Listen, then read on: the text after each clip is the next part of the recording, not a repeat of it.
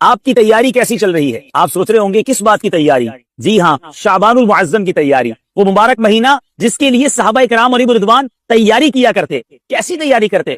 آئیے بتاتا ہوں۔ حضرت سیدنا انس بن مالک رضی اللہ تعالیٰ عنہ فرماتے ہیں، ماہ شعبان کا چاند نظر آتے ہی صحابہ کرام علیہ رضوان تلاوت قرآن پاک کی طرف خوب متوجہ ہو جاتے، اپنے اموال کی زکوٰۃ نکالتے تاکہ غربا اور مساکین مسلمان ماہ رمضان میں روزوں کی تیاری کر سکیں۔ حکام قیدیوں کو طلب کر کے ان کی حد قائم کرتے، یعنی جن کو سزا سنانی ہوتی سزا سناتے، بقیہ جن کو مناسب ہوتا آزاد کر دیتے۔ تاجر اپنے قرضے ادا کرتے، دوسروں سے اپنے قرضے وصول کر لیتے، یعنی ماہ رمضان آنے سے پہلے پہلے اپنے آپ کو فارغ کر لیتے، اور رمضان شریف کا چاند نظر آتے ہی غسل کر کے بعض حضرات اعتکاف میں بیٹھ جاتے۔ تو گویا شعبان تیاری کرنے کا مہینہ ہے ماہ رمضان کی۔ اپنے آپ کو عبادتوں کی طرف لے آئیے، مسجدوں کی طرف لے آئیے، درود و ذکر کی طرف لے آئیے، مدنی چینل دیکھتے رہیے، انشاءاللہ اس طرح کے مزید مدنی پھول لے کر حاضر ہوں گے۔ اور یاد رہے، ماہ رمضان میں ابھی سے اعتکاف کی نیت بھی کر لیجئے۔ صلو علی الحبیب صلی اللہ تعالی علی محمد صلی اللہ علیہ وسلم۔ یاد رہے کہ میرے آقا علیہ الصلوۃ والسلام فرماتے ہیں کہ الشعبان و شہری، شعبان میرا مہینہ ہے۔ ایک عاشق رسول کے لیے اس سے بڑی کیا سعادت ہوگی کہ جس مہینے کے بارے میں نبی پاک فرمائیں وہ میرا مہینہ ہے۔ اور ایک بڑی خوبصورت قرآن پاک کی آیت ہے جو اگر میں کہوں تو غلط نہیں ہوگا کہ بچے بچے کو قرآن پاک کی یہ آیت یقیناً یاد ہوتی ہے، اور وہ آیت درود ہے، جس میں رب فرماتا ہے ان اللہ وملائکتہ یصلون علی النبی یا ایھا الذین آمنوا صلوا علیہ وسلموا تسلیما۔ درود پاک پڑھ لیں۔ اللہم صل علی سیدنا و مولانا محمد عدد ما فی علم اللہ صلاۃ دائمۃ بدوام ملک اللہ۔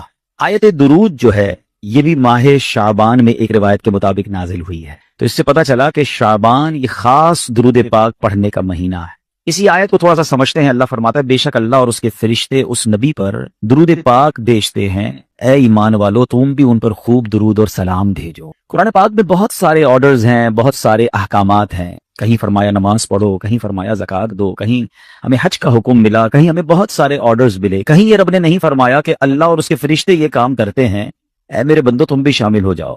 پورے قرآن میں یہی ایک کام اللہ نے قرآن میں فرمایا کہ اللہ اور اس کے فرشتے درود بھیجتے ہیں، اے مومنو تم بھی درود و سلام میں شامل ہو جاؤ۔ سبحان اللہ۔ اس سے اندازہ ہوتا ہے کہ درود پاک کی اہمیت کتنی ہے۔ البتہ یہ سمجھنا ضروری ہے اللہ کا درود پاک بھیجنا اور ہے، ہمارا اور فرشتوں کا درود بھیجنا اور ہے۔ ہم درود بھیجتے ہیں یعنی ہم ریکویسٹ کرتے ہیں، دعا کرتے ہیں اللہ کی بارگاہ میں کہ اے اللہ ہمارے آقا و مولا جناب رسول اللہ صلی اللہ علیہ وسلم پر رحمتیں نازل فرما، برکتیں نازل فرما، اور اللہ ان پر اپنی رحمتیں نازل فرماتا ہے۔ یہ اس کا درود بھیجنا ہے، ہمارا ریکویسٹ کرنا، ہمارا کام دعا کرنا ہے۔ اب ذرا سمجھیے کہ اللہ اور اس کے فرشتے درود بھیجتے ہیں۔ اچھا یہاں یہ بھی نہیں کہا گیا کہ اللہ اور اس کے فرشتوں نے ایک بار درود بھیج دیا، اے مومنو تم بھی درود بھیجو۔ یہاں لفظ لایا گیا یصلون، جو تھوڑی سی عربی گرامر سمجھتے ہیں انہیں پتا ہے یہ کنٹینیوسلی ورب کو دلالت کرتا ہے، یہ کنٹینیوسلی فعل، کنٹینیوسلی ورک کو دلالت کرتا ہے کہ ایک بار نہیں، مسلسل یہ درود جاری ہے۔ سبحان اللہ۔ تو آپ سوچیں کہ اللہ کے نبی پر ہر لمحہ لاکھوں کروڑوں اربوں درود جا رہے ہیں، تو میری اور آپ کے درود پڑھنے کی حاجت نہیں ہے، یہ تو ہم پر مہربانی کی گئی ہے۔ ہماری میمنی میں ایک جملہ کہا جاتا ہے کہ یار کوئی غریب آدمی آ جائے تو اس کو کھٹا دیا کرو، اس سے سودا لے لیا کرو تاکہ اس کا کام بھی بن جائے۔ تو ایکچولی مجھے اور آپ کو چانس دیا گیا ہے کہ درود پڑھ کر اپنی قسمت جگا لو، اپنے بھاگ جگا لو، اپنی نامہ اعمال میں نیکیاں لکھوا لو۔ تو ہمیں چاہیے کہ کثرت سے درود پاک پڑھتے رہا کریں۔ آئیے مل کر محبت کے ساتھ باآواز بلند درود پاک پڑھ لیں۔ صلو علی الحبیب صلی اللہ تعالی علی محمد صلی اللہ علیہ وسلم۔ ماہ شعبان میں جہاں بہت خوبصورت واقعات ہوئے، بڑے بڑے بزرگان دین کے عرس آتے ہیں، ان کے ایام آتے ہیں، وہاں ایک بڑی عظیم ہستی ہے، ہم سب کا جن سے تعلق ہے، بلکہ یوں کہوں کہ ہم سب ان کے فالوورز ہیں، ان کے ہم مقلد ہیں۔ میری مراد امام اعظم ابو حنیفہ حضرت نعمان بن ثابت رضی اللہ تعالیٰ عنہ سے۔ 2 شعبان المعظم یہ آپ کا عرس ہے۔ اپنے آپ کو حنفی تو کہتے ہیں، مگر بہت سارے لوگوں کو تو امام اعظم کا نام بھی نہیں پتا۔ امام اعظم ابو حنیفہ تو کہتے ہیں، ابو حنیفہ ان کا نام نہیں ہے، ان کا نام نعمان بن ثابت ہے، جن کے ہم مقلد ہیں، جن کو فالو کرتے ہیں، ان کا نام یہ ہے۔ تو آج ان کی سیرت، ان کی کچھ بایوگرافی، اور اس بایوگرافی سے مجھے اور آپ کو کیا سیکھنے کو ملتا ہے۔ ایک بڑا عجیب و غریب واقعہ آپ کی زندگی کا۔ کوفہ کی مسجد میں امام اعظم ابو حنیفہ وضو فرما رہے ہیں۔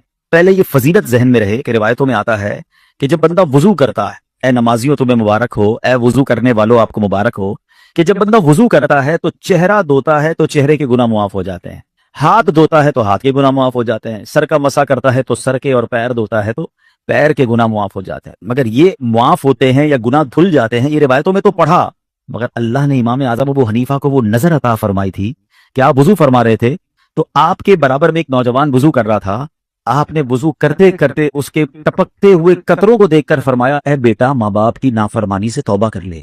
شوق، یعنی وہ سمجھ گیا کہ امام اعظم پہچان گئے، اس نے کہا جی حضور میں نے توبہ کی۔ اب آپ نے دوسرے شخص سے کہا جو وضو کر رہا تھا میرے بھائی بدکاری سے توبہ کر لے، وہ بھی حیران ہو گیا، کہتا حضور میں نے توبہ کی۔ ایک شخص کے وضو کے قطرے ٹپک رہے تھے، آپ نے کہا بھائی شراب نوشی سے، گانے باجے سے توبہ کر لے۔ اگین وہ حیران تو ہو گیا لیکن پھر اس نے توبہ کی۔ اب جب یہ واقعہ ہوا تو امام اعظم ابو حنیفہ نے، یعنی یہاں یہ پتا چل رہا ہے کہ اللہ پاک نے اپنے بندوں کو کیسی بصیرت اور کیسی نظر عطا فرمائی۔ مگر امام اعظم ابو حنیفہ کا کمال دیکھیں کہ آپ نے اللہ کی بارگاہ میں دعا کی کہ اللہ یہ کمال یہ مجھ سے واپس لے لے، کیونکہ اس نظر کی وجہ سے، اس بصیرت کی وجہ سے مجھے لوگوں کے عیب پتہ چل رہے ہیں۔ میرے برابر میں کوئی بندہ وضو کرتا ہے، مجھے پتہ چل جاتا ہے اس کا کون سا گناہ دھل رہا ہے، اور مجھے معلوم ہو جاتا ہے اس کا عیب کیا ہے۔ اللہ میں لوگوں کے عیب نہیں دیکھنا چاہتا، مجھ سے یہ کمال واپس لے لے، سبحان اللہ۔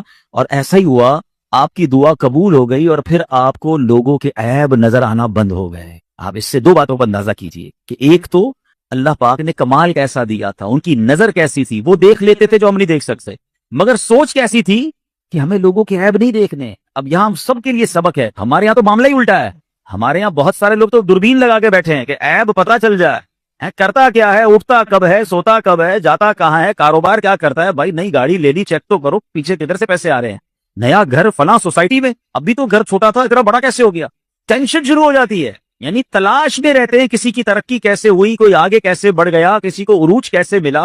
اور اگر پتہ چل جائے، دیکھیں انسانوں کی بستی میں رہتے ہیں، میں اور آپ سارے انسان ہیں، فرشتہ تو کوئی نہیں ہے نا، تو انسان تو ہوتا ہی۔ الانسان مرکب من الخطاء والنسیان۔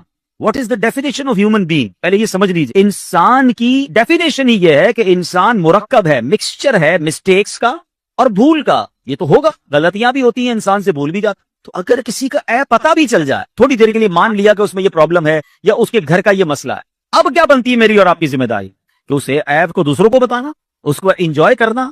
ارے بھائی پتہ چلا فلاں نے یہ کیا ہے، ہاں اس کے بیٹے کا یہ مسئلہ ہے، وہ بڑی بڑی باتیں نہیں کرتا، ہاں اس کی بیٹی کا یہ مسئلہ ہے، اور یہ میری بہنیں سن رہی ہیں، ان کو تو بس بال ملنے کی دیر ہے نا، پھر تو سیدھا جا کے سارے پورے محلے کو بتانا ہے۔ کیوں؟ خود سوچئے، مسلمان کا یہ کام نہیں ہے۔ پہلے تو عیبوں کی جستجو میں نہ رہیں، عیب تلاش کرنے کی فکر میں نہ رہیں، اور اگر پتہ چل جائے تو اس کو ایسے بھول جائیں یا ایسے دبا دیں جیسے اپنے عیب کو چھپاتے ہیں۔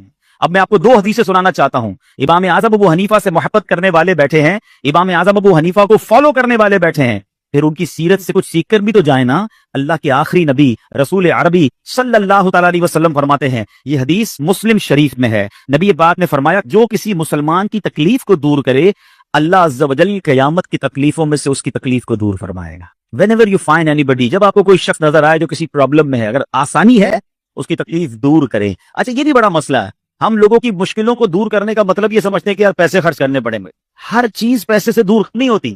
اگر یہ فارمولہ درست ہے کہ پیسے خرچ کرنے سے تکلیف دور ہوتی ہے تو پھر تو کوئی پیسے والا تکلیف میں ہی نہ رہے، مشکل میں ہی نہ رہے۔ ایسا نہیں ہے، کہیں محبت سے تکلیف دور ہو جاتی ہے، کہیں حوصلہ دینے سے تکلیف دور ہو جاتی ہے، کہیں کسی سے اچھی بات کرنے سے اس کی تکلیف دور ہو جاتی ہے، کہیں کسی کی اچھی جائز سفارش کرنے سے تکلیف دور ہو جاتی ہے۔ ہمارا پہلے ذہن بن جائے کہ مسلمانوں کی تکلیفیں دور کرنی ہے۔ نبی پاک فرماتے جو کسی کی تکلیف دور کرے، اللہ کریم قیامت کی تکلیفوں میں سے اس کی تکلیف دور فرمائے گا۔ لک ایٹ دا ریوارڈ، وہاں کوئی مدد کرنے والا نہیں ہوگا۔ آپ یہاں شاید بہت تھوڑی دیر میں کسی کی تکلیف دور کر دیں، مگر قیامت کی تکلیف دور ہونا اٹس اے بگ ریوارڈ، بہت بڑا انعام ہے۔ مگر اس حدیث کا جو اگلا حصہ ہے جو میرے ٹاپک سے متعلق ہے، آقا علیہ الصلوۃ والسلام فرماتے ہیں جو کسی مسلمان کی عیب پوشی کرے، عیب پتہ چل گیا، آپ کے سامنے ریویل ہو گیا اس کا فالٹ، اب چھپا دے، عیب پوشی کرے تو خدائے ستار قیامت کے روز اس کی عیب پوشی فرمائے۔ ہائے ہائے، قیامت کے دن میرے عیب نہ کھلیں۔ ہم سب یہی چاہتے ہیں نا، کتنے عیب ہے کبھی سوچا ہم نے؟ لوگوں سے چھپا کر گناہ کرتے ہیں، لوگوں کو پتہ نہ چلے، ہماری یہ فکر ہوتی ہے ارے بھائی فلاں کو نہ پتہ چل جائے، فون بند کر دو، لائٹ بند کر دو، علاقہ تبدیل کر دو، کتنے جتن کرتے ہیں لوگوں سے چھپانے کے لیے۔ مگر اللہ کتنا کریم ہے، ہمارے عیب چھپائے رکھے، لوگ کتنی عزت کرتے ہیں ہماری، مگر یہ سارے عیب اگر قیامت کے دن کھل گئے تو کدھر جائیں گے؟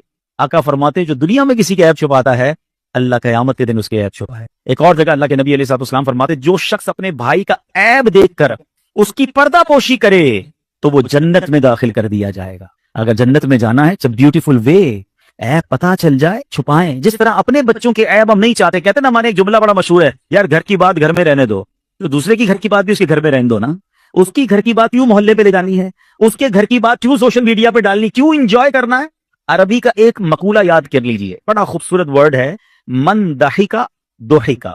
جو ہنستا ہے اس پر بھی ہنسا جائے گا. جو لوگوں پر ہنستے ہیں نا، مذاق اڑاتے ہیں، دیکھا اس کے بچے نے، دیکھا اس کی فیملی نے، دیکھا اس نے یہ کیا، کبھی بھی نہیں. کہیں ایسا نہ ہو تھوڑے دنوں بعد یہ آپ پر آفت آ جائے. پتہ بھی چل گیا، عیب چھپائیں. سبحان اللہ. امام اعظم ابو حنیفہ رضی اللہ عنہ کی سیرت سے یہ بات ہمیں سیکھنے کو ملتی ہے. اب آئیے میں تھوڑا سا آپ کا تعارف، آپ کی بایوگرافی، جیسے میں نے کہا جو ہم سب کو پتا ہونی چاہیے. آپ کا نام نعمان، آپ کے والد کا نام ثابت، آپ کی کنیت ابو حنیفہ اور لقب امام اعظم ہے. آپ سن 80 ہجری میں کوفہ میں پیدا ہوئے، 70 سال کی عمر پائی. 2 شعبان المعظم 150 ہجری میں آپ نے وفات پائی. آج بھی آپ کا مزار بغداد معلہ میں ماشاءاللہ لاکھوں عاشقان رسول کے لیے مرجع خلائق ہے. آپ ائمہ اربعہ یاد رکھیے گا، 4 امام ہیں، امام اعظم ابو حنیفہ، امام شافعی، امام مالک، امام احمد بن حنبل رضی اللہ تعالیٰ عنہ مجمعین. یہ برحق ہیں، یہ چاروں برحق ہیں، چاروں کے خوش عقیدہ مقلدین آپس میں بھائی بھائی ہیں. امام اعظم ابو حنیفہ ان چاروں اماموں میں سب سے بلند مرتبہ ہیں، اور اس کی ایک وجہ یہ ہے کہ آپ تابعی ہیں. تابعی کس کو کہتے ہیں؟ نبی پاک علیہ الصلوۃ والسلام کو کسی نے ایمان کی حالت میں دیکھا یا پیارے آقا کی صحبت پائی اور اس کا ایمان پر انتقال ہوا، وہ صحابی. اور جس نے صحابی کو ایمان کی حالت میں دیکھا یا اس کی صحبت پائی تو وہ تابعی، اور اس کا خاتمہ بھی ایمان پر ہوا ہو. تو امام اعظم ابو حنیفہ یہ تابعی بزرگ ہیں. آپ نے صحابہ کرام سے ملاقات کی، صحابہ کرام کی صحبت کا آپ کو